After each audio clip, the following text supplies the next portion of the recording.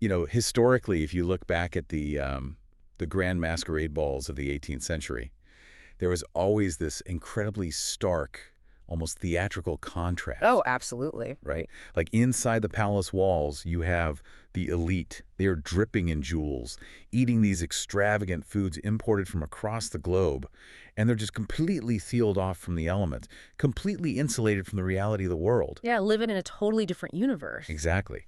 And then outside those iron gates, you have the everyday people standing in the mud, literally just trying to survive the winter. It's a very clean, easy to understand divide. Right. The rich are inside, the poor are outside. Everyone knows their role. Yes, exactly.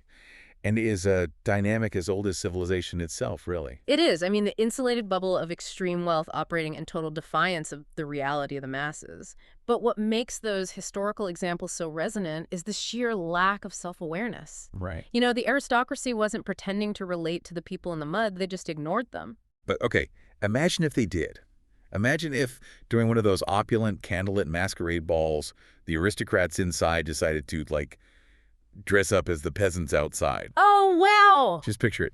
Putting on tattered, mud-stained designer rags, sipping imported champagne, and loudly proclaiming to each other how much they, identify with the struggle of the people freezing beyond the gates. Which takes the inherent disconnect of extreme wealth and weaponizes it into this bizarre performance. Exactly. And that Well, changes the entire nature of the spectacle, doesn't it? it really does. It shifts from mere ignorance to performative irony, which is, frankly, much harder for the public to stomach. And that concept, that exact shift, is the perfect lens for today's deep dive. It really sets the stage perfectly. So today we are unpacking a fascinating, fiercely populist critique of the 2026 Met Gala. Yes, and we should probably get into what that actually looks like. Right, because the arguments we were exploring today, they don't view this event as some glorious celebration of high fashion or art. Not at all. Instead, it's framed as this massive, glaring disconnect, Mm. a literal Halloween for millionaires where extreme wealth, celebrity culture, and performative activism just kind of collide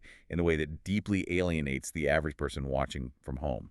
It's a fascinating dynamic, and we should probably note right up front for you listening, the populist arguments we're unpacking today, they pull absolutely no punches. No, none. They are brutal. Very brutal. They are fiercely polarized, and they attack specific celebrities and causes with a very aggressive eat-the-rich mentality. Yeah, it's intense. So we aren't here to endorse their politics or validate the harshness of the takes. We're just impartially mapping out why this specific critique is resonating with so many people right now. Right, we're just your guides today. Exactly. We are going to look at the underlying mechanisms of this cultural divide to understand why the public reaction to these events has grown so intensely cynical. We're basically holding up a mirror to the backlash to see what it reflects about our current culture. That's a great way to put it. So the first major theme that jumps out is the glaring contradiction between what these celebrities are physically wearing and the socio-political messages they are trying to project. The visual dissonance. Yes. Let's look at Sarah Paulson. She showed up to the gala wearing a dollar bill over her eyes. Right.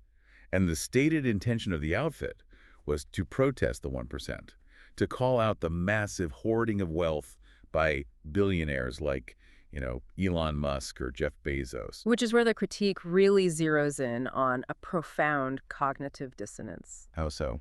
Well, Sarah Paulson has an estimated net worth of around $12 million. Right, which is not exactly peasant status. No, not at all. And she is attending an event that costs $100,000 per person just to walk through the door. Just for the ticket. Exactly. Yeah. While wearing a custom gown that likely requires the GDP of a small neighborhood to produce. Right, the cost of the whole package is staggering. So the argument from the populist side isn't just that she is wealthy. It's about the mechanics of aesthetic protest. Aesthetic protest. I like that phrase. Yeah, because when you spend hundreds of thousands of dollars to construct an outfit that critiques wealth hoarding, you are basically commodifying dissent. You're turning it into fashion. Exactly. You are turning the very real economic anxiety of the working class into a luxury accessory for the evening. Wow. Yeah, that cuts deep. The critique points out that the money spent on that single aesthetic protest could have literally fed hungry people. Or, tangibly altered the lives of the underprivileged she claims to be defending. It is the ultimate irony. You are buying a premium ticket to the ruling class just so you can complain about the ruling class. That's exactly how the backlash frames it. And the commentary out there brings up Dwayne "The Rock" Johnson, to really hammer this home. Oh, yes, the Rock's outfit. Right, so he walked the carpet in this beautiful pleated skirt. And his team defended the look by connecting it to his Polynesian heritage. Which is a wonderful homage, objectively. It is. But the populist critique completely bypasses the skirt and zeroes in on his wrist. Ah, the watch. Yes, the watch. He was wearing a custom Jacob & Co. watch featuring 3 massive white diamonds. Right. And the price tag on that single piece of jewelry is $3.3 million. And that watch is basically the mechanism that breaks the illusion for the public. $3 million on one wrist. Yeah. You have attendees utilizing this massive platform to lecture the public on socialist causes or demanding systemic wealth redistribution while casually wearing a $3.3 million accessory. It's hard to reconcile. It creates a jarring ideological clash. The human brain just struggles to process a demand for economic equality when it's delivered by a man wearing the equivalent of 50 average American household incomes on his left arm. That is such a stark way to put it. Yeah. This feels a bit like Marie Antoinette playing a peasant milkmaid at Versailles. Oh, that's a perfect analogy. Right. Like she actually had a little rustic village, the Hameau de la Reine, built on the palace grounds. She did. Just so she could cosplay the simple life. Churning butter in pristine, custom-made peasant dresses, all while being completely draped in the absolute, untouchable luxury of the French monarchy. Cosplaying the struggle. Cosplaying the struggle while dripping in luxury, exactly. But let me push back on this for a second. Okay, play devil's advocate. Are the critics totally glossing over the fact that the Met Gala, at its core, is originally supposed to be a charity event? That is the official purpose, yes. Right. It raises money for the Costume Institute of the Metropolitan Museum of Art. Doesn't the philanthropic mechanism of the evening, validate the excess a little bit? Well, for the critics driving this current backlash, the scale of the wealth renders the charitable mechanism entirely moot. Moot, really? Yes, because they focus on the mathematical reality. Sure, the event might raise $20 or $30 million for a museum department. Which is a lot of money. It is. But when you aggregate the net worth of the individuals in that room and the combined cost of the diamonds, the custom gowns, the security, and the PR teams... Oh, I see where you're going. You are looking at billions of dollars of concentrated wealth. Right. The math doesn't really balance out favorably. Exactly. The argument is that the charity aspect operates as an alibi. An alibi. That's a strong word. It's a convenient moral shield. It allows individuals worth hundreds of millions of dollars to gather, applaud each other, and not feel bad about it. So it's basically PR. Right. In their eyes, the event isn't actually about funding the museum. It is an exercise in elite self-congratulation that makes any activist messaging feel completely hollow. So if the activism is largely performative, then these outfits aren't really protests at all. They are basically giant walking billboards. That's a great way to transition, actually. Right, because for actors who don't have a blockbuster movie paying their bills right now, what they're really selling is themselves. Yes. Which leads into how the red carpet operates as a calculated PR battleground, especially in the modern attention economy. The analysis of the attention economy here is really critical. The red carpet isn't a party. Not anymore, at least. Right. It is a vital mechanism for narrative control. The backlash focuses heavily on Rachel Zegler to illustrate this. Yes, the Zegler analysis is fascinating. It really illustrates how celebrities manufacture relevance when they lack organic momentum. And it digs into the psychology of public victimhood, too. So she attends the gala wearing a blindfold. Yes, which is certainly a choice. Right, it isn't just an eccentric fashion choice. The critics interpret it as a very deliberate, heavy-handed recreation of a specific historical painting. The execution of Lady Jane Grey. Exactly. For some context for you listening, Lady Jane Grey was a teenage queen who was unjustly overthrown and beheaded. Right? And the famous painting shows her blindfolded, helplessly feeling around for the executioner's block. It's incredibly bleak. Very bleak. And the imagery of a blindfolded young woman being led to her doom is one of the most universally recognized visual depictions of innocence being destroyed. Innocence destroyed by forces totally beyond her control. Precisely. So by stepping onto the most photographed carpet in the world, embodying that specific historical trauma, Zegler is projecting a very clear, heavily engineered narrative that she is the victim of an unjust mob. Wow. And this visual strategy is tied directly back to her own public statements, right? It is. Because there is a quote where she compared herself to the winged victory of Samothrace. The statue at the Louvre, right? Yeah, the famous headless broken statue. She talked about how the statue arrived in pieces, flawed and damaged, but people still line up to see it, Right. implying she hopes the public will do the same for her despite her quote-unquote cracks and breaks. And the populist critique views this comparison as a staggering level of self-aggrandizement. I mean, comparing yourself to a priceless Louvre artifact is certainly a choice. But the real insight comes from looking at the economics of her appearance. The cost versus benefit. Exactly. Zegler currently only has a smaller indie film and a Broadway role in Evita on the horizon. She does not have a massive Disney-funded publicity tour right now to keep her in the public eye. Right, she's not actively promoting a huge blockbuster. So, therefore, the $100,000 Met Gala ticket, the cost of the styling team, the custom gown, all of it is framed as a desperate marketing expense. An investment. A massive financial investment designed to manipulate the Hollywood ecosystem into remembering she exists. To generate headlines. To generate headlines and to physically monetize the role of a victim weathering an internet backlash. Okay, let me play devil's advocate here again. Go for it. Because if you are a product in Hollywood, Right, and you don't have a massive studio movie to sell at this exact moment, you have to be the movie. that's true. The Hollywood machine runs entirely on relevance. Yeah. If people stop talking about you, your business model literally collapses. The phone stops ringing. Exactly. Directors forget you, casting agents move on. So isn't the red carpet just the ultimate survival mechanism for a personal brand? I see what you're saying. The critics call it manipulative. But isn't it just a necessary business strategy in an industry that disposes of people overnight? Within the closed loop of the Hollywood industry, it absolutely is a survival mechanism. Yeah. It is a highly calculated business move. Right. But the commentary is focused on the friction between that closed loop and the outside world. The public's perception of that survival tactic. Exactly. The mechanism of survival in Hollywood manufacturing drama, playing the victim, demanding attention, is fundamentally alienating to the average person. Because we don't have to do that at our office jobs. Right. When a millionaire pays 6 figures to dress up as an oppressed, beheaded historical martyr just to secure her next acting gig, the average American doesn't see a savvy business person navigating a tough industry. What do they see? They see profound narcissism. Wow. The strategy that keeps you alive in the industry is the exact same strategy that makes the public despise you. So that leads to a huge question. If the public is collectively rolling their eyes and reacting with frustration, why do these celebrities keep doing it? That is the million-dollar question. Why do these highly paid, highly managed PR attempts miss the mark so spectacularly year after year? Because they don't see the eye rolls. They don't. No. They live in an ecosystem structurally designed to filter out the eye rolls. The bubble. And this is arguably the most compelling psychological argument in the whole critique. Celebrities make these bizarre, alienating choices because they exist in an impenetrable echo chamber maintained by a total lack of honest friction. Honest friction, like people pushing back. Exactly. The critics use this incredible analogy to explain this mechanism. They call it the chewing with your mouth open effect. Yes.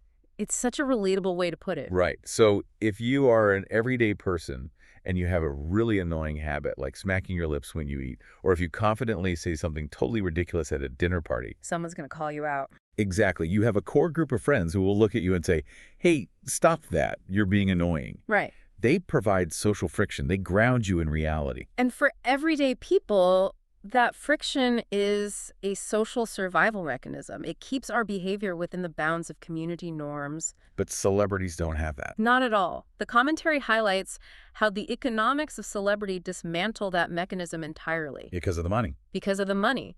Celebrities exist in an ecosystem where they are the primary employer of everyone in their immediate vicinity. Right, their entourage. They surround themselves with publicists, managers, stylists, and assistants whose own mortgages and paychecks depend directly on the celebrity being happy. And confident. And confident. In that environment, the power dynamic makes honesty impossible. Because you're not going to bite the hand that feeds you. Exactly. No one on the payroll is ever going to look at the person signing their checks and tell them their brilliant multi-million-dollar activist idea is actually incredibly tone deaf. It's just yes men all the way down. And you see this echo chamber literalized in the clothes. You really do. If you have no honest friends, you end up walking up the museum stairs looking like moldy cauliflower. Which is exactly how the critics described Cardi B's dress. Moldy cauliflower. Yeah. And they point out the sheer visual absurdity that this isolation breeds. It's all over the carpet. Right. You have Bad Bunny dressed as an elderly Colonel Sanders. Yep. You have Sam Smith wearing platform shoes so massive and impractical that he physically could not walk. He had to be hoisted. Hoisted and carried up the stairs by an entourage. An average person looks at these outfits and equates them to, like, a $40 run to Spirit Halloween. Right. A joke costume. But within the Hollywood bubble, because no one is legally or financially allowed to say, hey, you look ridiculous, the celebrities genuinely believe they are engaging in profound, historical, high art expression. It's wild.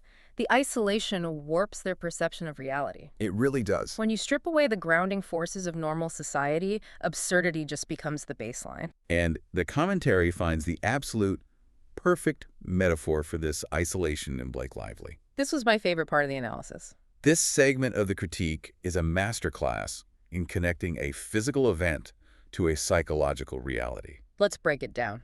So Blake Lively didn't wear something grotesque or heavily symbolic like a blindfold. She wore a glamorous, more traditional yellow gown. Very classic Met Gala. But it had a massive, heavy 13-foot train. Right. And the critical moment, the moment the internet lashed onto, happened on the stairs. With a 13-foot train, you physically require assistance to move. You literally can't walk on your own.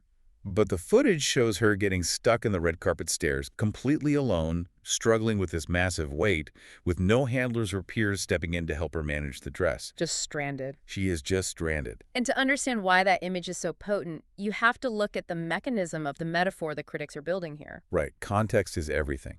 They specifically intercut this visual of her stranded on the stairs with the details of her recent, highly publicized lawsuit settlement with a major PR firm. Oh, right. That lawsuit was messy. Very. She had hired this elite firm to help her navigate the public, to manage her image through a series of controversies. And she spent a fortune on legal fees during this A battle. literal fortune. Yeah. And ultimately received $0 in the settlement. Wait, zero. $0. All she walked away with was a formal, hollow concession from the firm stating that, quote, she deserved to be heard. Wow. It is brilliant, albeit brutal synthesis. It really is. She essentially paid a fortune for a team of experts to guide her through the public sphere and got absolutely no real help. Right. And then she physically manifests that exact dynamic on the red carpet. The parallel is almost too perfect. She spends a fortune on a dress that literally requires a team to guide her through the public and finds herself completely alone, unable to move forward. The physical reality perfectly mirrors the PR reality. It's staggering. Here is a massive movie star at the center of the most photographed event in the world, having just spent millions to ensure her voice matters. And she is totally isolated.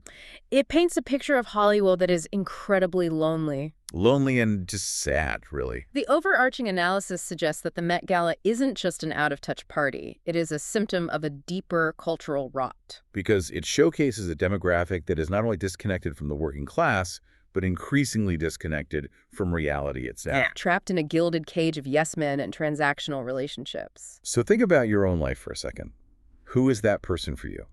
That's a good question to ask yourself. Who is the friend or the sibling or the partner that brings you back down to earth when your ego gets a little too big? Who tells you you're chewing with your mouth open? Exactly. Who tells you that you're chewing with your mouth open? What this deep dive really illuminates is that the true luxury in this world, the one thing a $100,000 entry ticket and a $3 million diamond watch absolutely cannot buy, is brutal, unvarnished honesty. To synthesize the entire scope of the arguments we've analyzed today, the populist critique presents a highly critical portrait of the 2026 Met Gala as a profound cultural failing. A symptom of the times. Right. It maps out an environment where extreme wealth cosplays as oppression, where personal branding is disguised as activism, and where the individuals involved are completely insulated from the daily realities and struggles of the average person. It's so easy to look at the photos from the red carpet and just laugh, you know. Of course, it's meant to be a spectacle. To see the intestines and the blindfolds and the giant watches and just write it off as a bizarre circus. But digging into the mechanisms behind the outfits reveals a deeply human cautionary tale. It shows us exactly what happens to the human mind when it lives in an echo chamber. Surrounded by applause, but entirely devoid of truth. It forces us to examine the mechanics of human behavior when we are no longer subject to the grounding friction of a normal community. And that leaves us with a final lingering thought to mull over today. Let's hear it. If events like the Met Gala are increasingly viewed by the general public, not as aspirational, but as out-of-touch relics of an elite echo chamber, what will eventually replace them? That's the real question. Right. As the internet and social media continue to democratize culture, tearing down the walls between the elite and the everyday, what will the ultimate status symbol look like 10 years from now? Will it be another lavish party behind closed doors, or will the ultimate flex simply be the ability to live a quiet, private life, completely disconnected from the attention economy altogether? A fascinating thought. Because right now, looking at the iron gates of this modern masquerade, it seems like the people outside aren't just angry, they're just getting bored of the show.